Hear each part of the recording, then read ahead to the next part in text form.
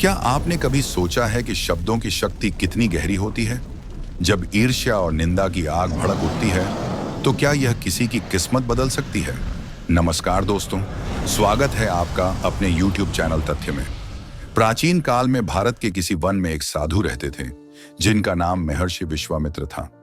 वह अपने तप, ज्ञान और आध्यात्मिक शक्ति के लिए प्रसिद्ध थे।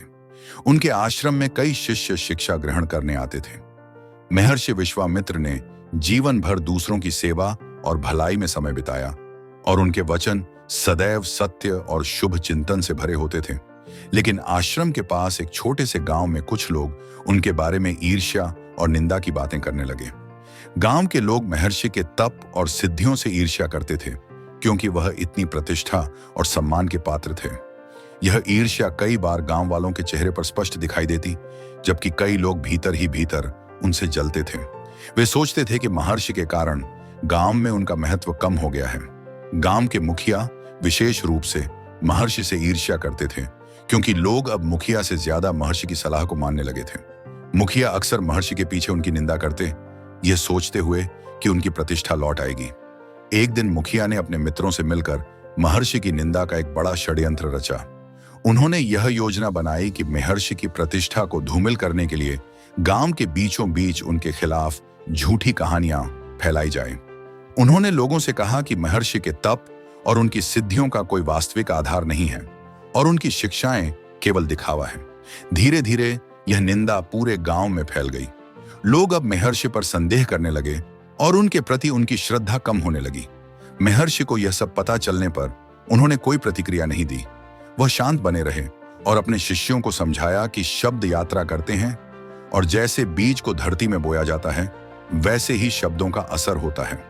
जो कुछ बोया गया है वह एक दिन वापस लौटेगा।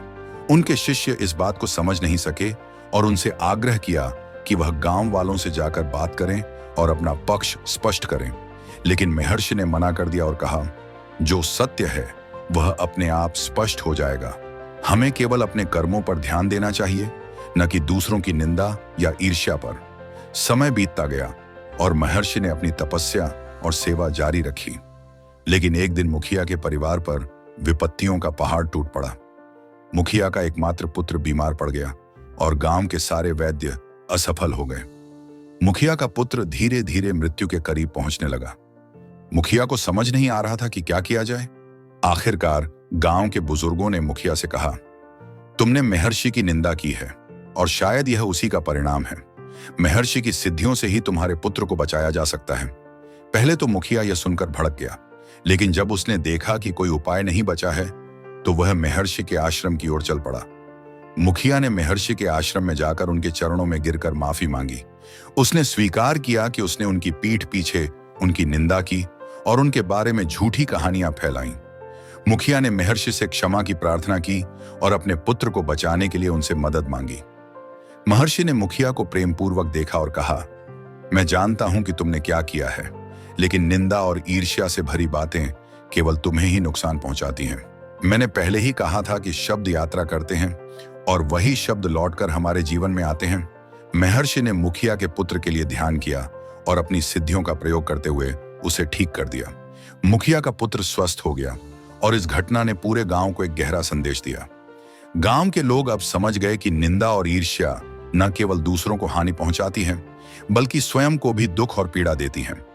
महर्षि ने इस घटना के बाद गांव के लोगों को एकत्र किया और उनसे कहा, शब्द केवल ध्वनि नहीं होते, वे ऊर्जा होते हैं।